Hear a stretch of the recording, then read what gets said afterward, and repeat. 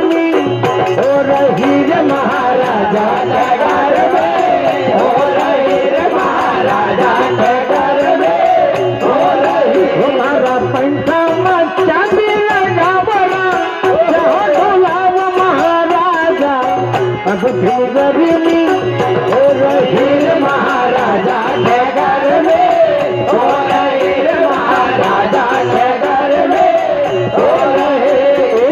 नई पंखों सुताया घर गई थी, नए पंखों सुताया घर गई थी, नए पंखों सुताया घर गई थी, सुताया घर गई थी, सुताया घर गई थी, सुताया घर गई थी, सुताया घर गई थी, सुताया घर गई थी, सुताया घर गई थी। हमारा पंखा में डंडी लगा बड़ा रहो ढोलाव महाराजा, अब दिन गर्मी हो रही रे महाराजा के घर में, हो रही रे महाराजा के घर में, हो रही रे महाराजा के घर में, हो रही। हमारा पंखा में डंडी लगा बड़ा रहो ढोलाव महाराजा, अब दिन गर्मी हो रही रे महाराजा के घर में, हो रही रे महाराजा के घर में, हो रही रे महाराजा